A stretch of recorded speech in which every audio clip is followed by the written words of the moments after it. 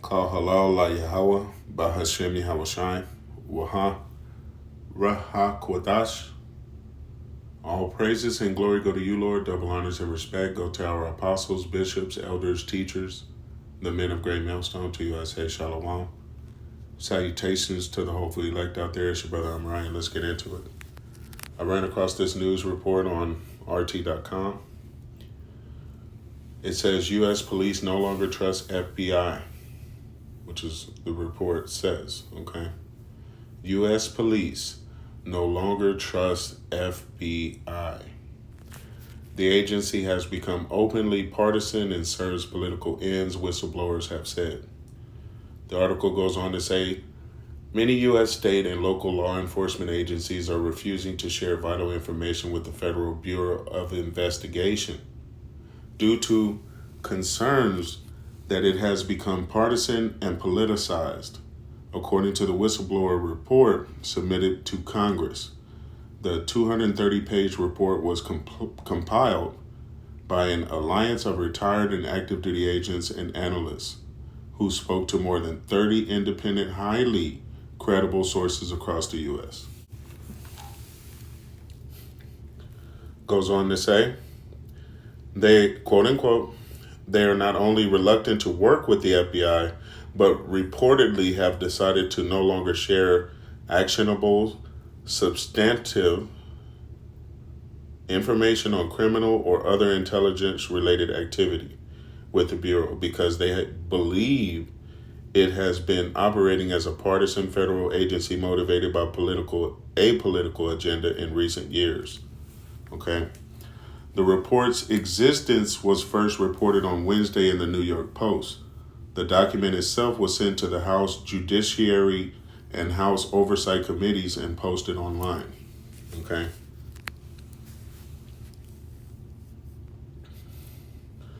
The group, described as a crisis of confidence in FBI-led task force and disturbing loss of trust in the Bureau as a whole, even as Director Christopher Wray testified to Congress about the complex threat environment that is unprecedented in his career. Most sources pointed to the FBI's response to the January 6, 2021 riot at the U.S. Capitol and the August 2022 raid on former President Donald Trump's Florida residence, Mar-a-Lago. One of the sources described the FBI's behavior as that of a third world country and argued it should be dismantled and its personnel prosecuted and given long prison sentences. Pressure to assist with the J6 cases has led to a belief that the Bureau is driven by a partisan political agenda. One source said they could not understand why the FBI was not going after any other groups with the same fervor. Another said the local officers feared that they could be targeted because of their love for the U.S. and perceived as domestic terrorists based on how they vote. Newer FBI agents do not bother to conceal their distaste for traditional political or religious views and openly identify themselves as woke or liberal. The head of a multi-agency task force said, hired on the basis of diversity, equity, and inclusion, DEI, guidelines, they are completely worthless and the worst batch of people, the whistleblowers said. The FBI Academy of Quantico, Virginia, at which new agents are trained, promotes a cult of narcissism and arrogant superiority while being intolerably politicized, the report claimed.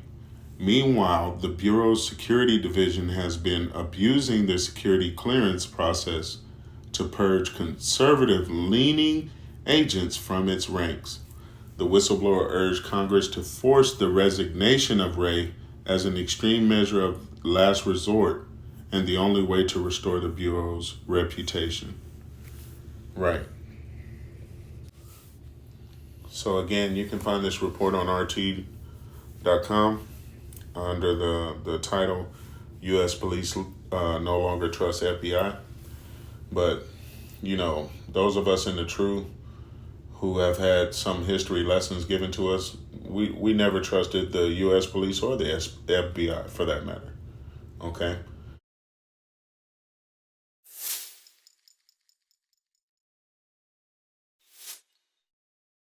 What you saw is an article that said the U.S. police no longer trust the FBI. And this is a house that is divided. Because once upon a time, law enforcement agencies were together in the same mind, walking in agreement, okay? Mostly to oppress the children of Israel, the so-called Negroes, Latinos, and North American Indians. But in these latter days, the Lord said he comes to bring division. He comes to bring a fire. He says, I come to bring a fire, but what will I if it already be kindled? Okay? And he has sowed discord among these brothers, these law enforcement brothers, that blue line, right? So in these latter days, you're going to see the dividing of that house, okay? And this was all prophesied. Race wars, civil wars, world wars, kingdom against kingdom, because the Lord came to bring division in these latter days, okay? And this is all an indication of the downfall of our enemy, Esau, Edom, okay? In these latter days, they are dividing, and a house divided cannot stand. Matter of fact, this is Matthew chapter 12, and I'll begin at verse 25.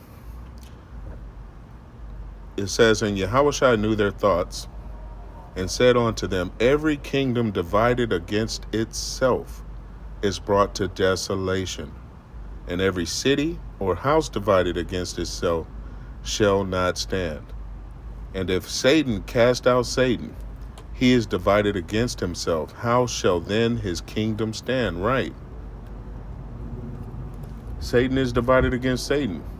The so-called self-proclaimed white man, they're going against each other, okay? And in these latter days, Salakia, I got a plane heading over me. One moment.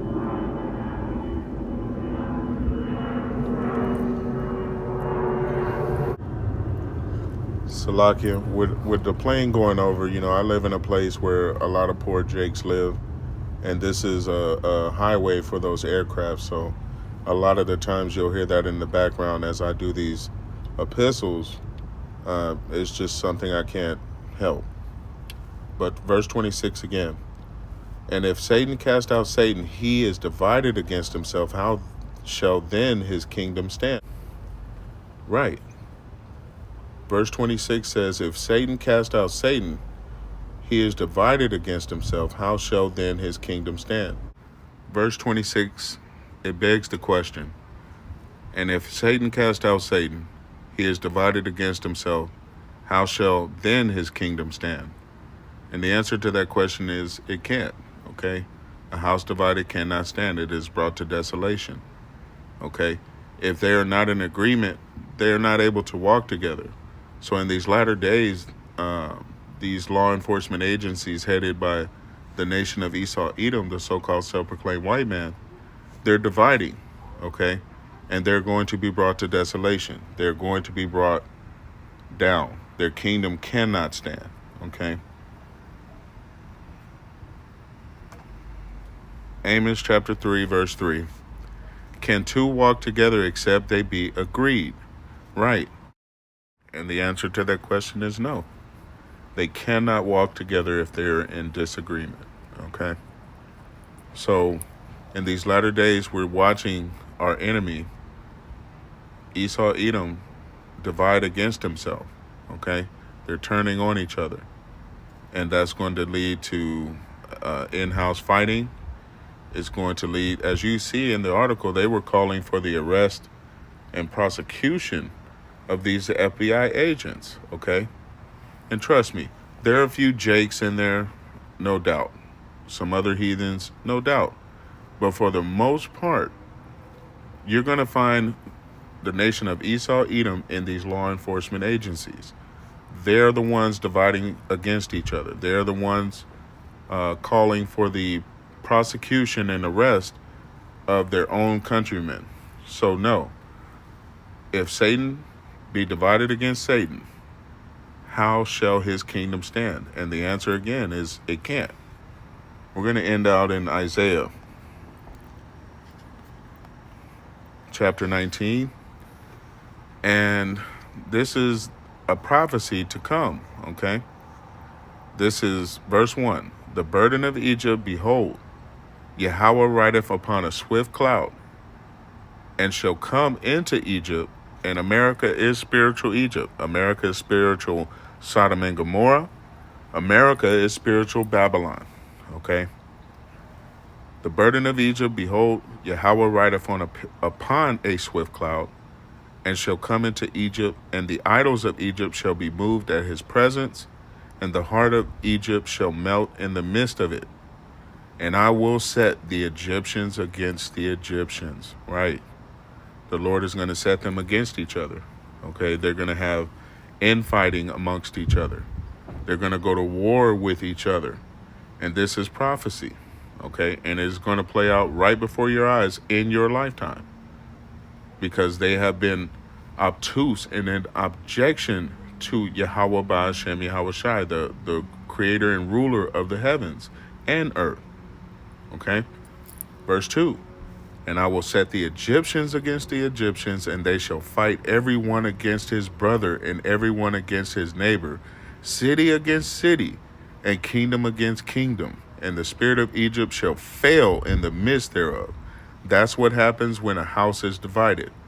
It shall fail in the midst thereof, and I will destroy the counsel thereof. And they shall seek to the idols, and to the charmers, and to them that have familiar spirits, and to the wizards. And the Egyptians will I give over into the hand of a cruel lord, and a fierce king shall rule over them, saith Yahweh, the Yahweh of hosts. They're going to be given into the hands of a cruel lord, whom, I'm going to just say it, I believe is Donald Trump, okay? But who knows? It could be Kamala. It could be, who knows how this is going to play out. All we know is what the Lord tells us, and we have to wait to see how it connects to his words. So again, verse 4, and the Egyptians will I give over into the hand of a cruel lord, and a fierce king shall rule over them, saith Yahweh, Yahweh of hosts. Right. So in these latter days, we are going to see how these prophecies play out in reality. But trust and believe, the Lord's words are spot on correct. And in these latter days, what you're witnessing is a house divided against itself. These law enforcement officers, they don't trust each other, okay? So we'll see how long it takes before they start infighting against each other. And trust me, when all hell break loose, these law enforcement officers are going to be some of the worst ones out there. Hopefully this has been edifying. I want to say, call halal la Yahweh Ba'ashem Yahweh Shai for this message. Till the next time, Israel. Shalom.